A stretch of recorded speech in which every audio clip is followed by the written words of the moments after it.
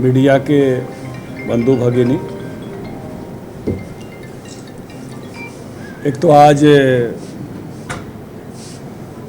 गुजरात उसमें बिहार में नए मंत्रिमंडल ने शपथ ली है।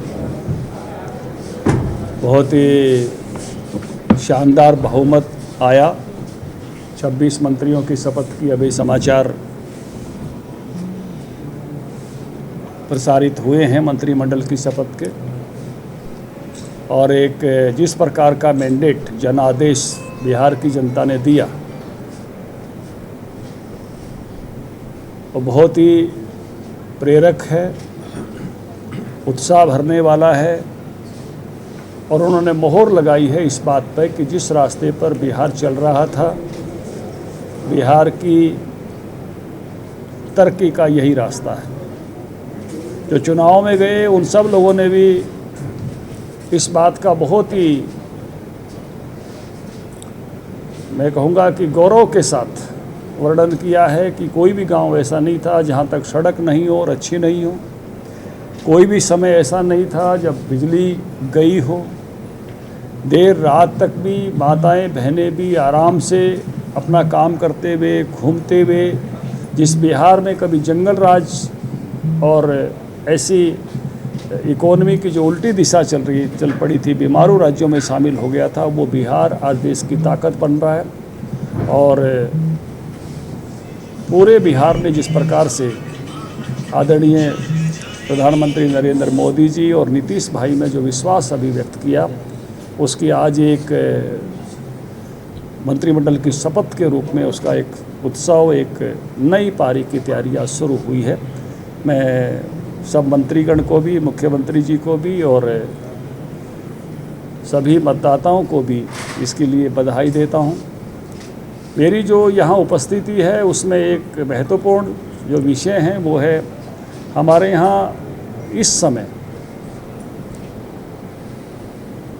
150 साल चल रही हैं सरदार वल्लभ भाई पटेल की, वंदे मातरम की, और उसके साथ साथ भगवान बिरसा मुंडा की।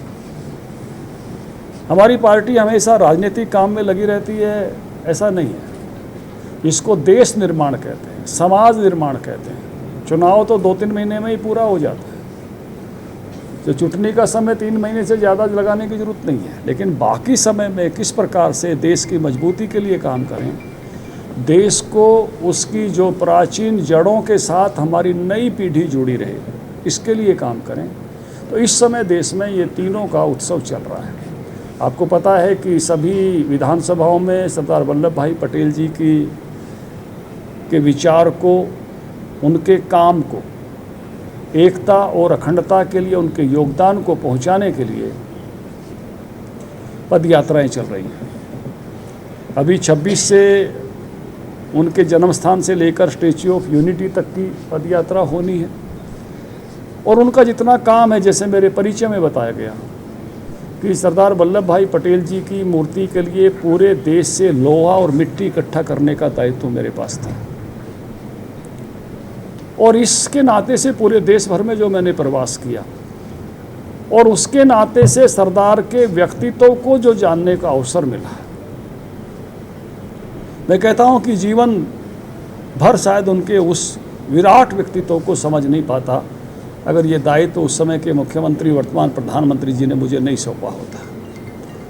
जब मैं हैदराबाद गया तो जो भावनाएं थी हैदराबाद के लोगों की, जो इमोशंस था, और जिस ढंग से उन्होंने इस भावना का स्वागत किया कि सरदार की इतनी ऊंची प्रतिमा बन रही है, उसके लिए लोहा मिट्टी लेकर आए। उन्होंने कहा कि धनखड़ जी, अगर सरदार वल्लभ भाई पटेल नहीं होते तो आपको आज यहाँ वीज़ा और पासपोर्ट लेकर आना होता। हम 15 अगस्त 1947 को आज़ाद नहीं हुए, हम 17 सितंबर 1948 को सरदार पटेल जी के कारण आज़ाद हुए, भारत में मिले। 15 अगस्त 1947 को जब हमने तिरंगा फहराया, मिठाइयाँ बांटी, तो हमारी तो पिटाई हुई थी, जेलों में ठोका गया था, घोड़ा पुलिस हमको रौंदने के लिए छोड़ी गई थी। ये दिन अगर हमको देखने का मौका मिला तो सरदार वल्लभ भाई पटेल के कारण मिला। बहुत शानदार उनकी प्रतिमा उन्होंने लगाई हुई थी, पीछे चित्र कि कैसे निज़ाम हैदराबाद सर झुकाए उनके सामने खड़ा है और सरदार कैसे ऐसे तनकर खड़े हुए हैं। एक गौरव है भारत का। वो भाव जो मुझे देखने को मिले, वो भाव हर भारतीय तक पहुंचने चाहिए। जब मैं असम में गया तो इसी प्रकार का भाव सेवन सिस्टर्स में था, असम के लोगों में था। उन्होंने कहा लोकप्रिय गोपीनाथ बारदोलो सरदार पटेल नहीं होते तो ये हिस्सा भारत का हिस्सा नहीं होता। बहुत सारे षड्यंत्र चल रहे थे कि हिस्सा पाकिस्तान का हिस्सा हो जाए। इन्होंने इस हिस्से को भारत के साथ रखने का काम किया, हम आभारी हैं। लेकिन जब मैं कश्मीर में गया तो मैंने दूसरे भाव देखे। उन्होंने कहा कि नेहरू जी ने ये दायित्व अपने पर ले लिया और इसके कारण से आज भी हम तकलीफ में हैं। अब तो आर्टिकल 370 हट गया, तब नहीं हटा था। उन्होंने कहा हमारे वोट नहीं है, लोकसभा में डाल सकते हैं, विधानसभा में नहीं डाल सकते।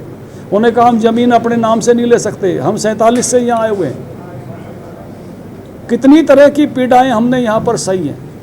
आज जो भारत है, पॉलिटिकल भारत का जो नक्शा है, वो सरदार पटेल की देन है। देश की एकता और अखंडता के वो प्रतीक हैं। और जो IAS service, IPS service, all India service बनाकर 2/3 अधिकारी दूसरे राज्यों के रहेंगे। ये भारत सदा सदा एक रहे, उसकी एकता के धागे ताने बाने मजबूत रहें, ये काम करने का जो काम किया, वो भाव उनका, वो एक एक रियासत को जोड़ने का इतिहास, और जो उन्होंने किसानों के लिए जो आंदोलन किया बारदोली में, जिससे उनको सरदार की उपाधि मिली, देश की एकता बनाने का जो काम किया, खुद नेहरू जी को भी काम ये कहना पड़ा कि सरदार पटेल ने लोहा हाथों से इस देश को एक बनाया है। ये सारी समृद्धियाँ हमारी नई पीढ़ी में पहुँचें, इसके लिए जगह जगह 31 अक्टूबर से हम शुरू हुए हैं और जब तक ये कार्यक्रम चलेगा, स्टैच्यू ऑफ यूनिटी तक पदयात्रा पहुँचने का, देश भर में इस प्रकार की गतिविधियाँ आगे बढ़ें और नई पीढ़ी इससे जुड़े। इसी समय 7 नवंबर से वंदे मातरम की भी 150 साल चल रही है। खुद प्रधानमंत्री जी शामिल हुए, देश के सभी राज्यों के मुख्यमंत्री शामिल हुए। सोमनाथ से लेकर शिवसागर जिले तक, जलियांवाला बाग से लेकर सेलुलर जेल तक, सभी आज़ादी के तीर्थों पर, सभी धार्मिक तीर्थों पर वंदे मातरम, पूरे वंदे मातरम का गायन होगा। जब रविंद्रनाथ टैगोर ने इसके लिखने के 21 साल बाद कलकत्ता कांग्रेस के अधिवेशन में गया, महर्षि अरविंद ने इसका इंग्लिश ट्रांसलेशन किया और वही वंदे मातरम 1937 में कांग्रेस ने कुछ लोगों के दबाव में, जिन्होंने पाकिस्तान बनवाया बाद में, इसके 4 अंतरे काट दिए। ये भी देश के लोगों को पता चलना चाहिए। अगर ये समझौता नहीं किया जाता तो देश का विभाजन नहीं होता। और पूरा वंदे मातरम गाया देश ने। तो वंदे मातरम की भावना, आज़ादी के आंदोलन का सबसे प्रमुख नारा था वंदे मातरम। इंकलाब जिंदाबाद भी चला। सरफरोशी की तमन्ना अब हमारे दिल में है, देखना है जोर कितना बाजुए कातिल में है, ये भी चला। लेकिन वंदे मातरम ऐसा स्लोगन था जिसको बैन किया गया। 1 दर्जन से ज़्यादा शहीदों ने वंदे मातरम का नारा बोलते हुए फांसी के फंदे चूमे।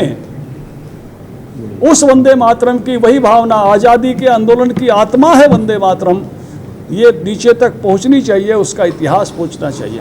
और ऐसे ही बिरसा मुंडा भगवान, जिनको आदिवासी लोग धरती का पिता कहते हैं, 25 साल की उम्र मिली, लेकिन अंग्रेज़ों से आदिवासियों के ज़मीनों के अधिकार, जो जमींदार उस समय थे वो जो शोषण कर रहे थे, उनसे बचाव, सामाजिक और धार्मिक आंदोलनों का जिस प्रकार से नेतृत्व किया, तो उनका भी 15 नवंबर से हर राज्य में बड़े रूप पर उनका जयंती 150वीं मनाई जा रही है।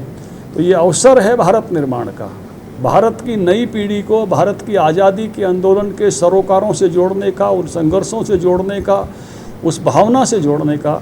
इसी निमित्त मेरा गुजरात प्रवास चल रहा है। पहले राजस्थान का प्रवास था, आज आपके बीच में हूँ। ऐसे सब लोगों को ऐसे बुलाकर इस विषय पर आज बातचीत गपशप की है। अगले 4-5 दिन और मेरा गुजरात में प्रवास रहेगा। मुझे इतनी बात साझा करनी थी।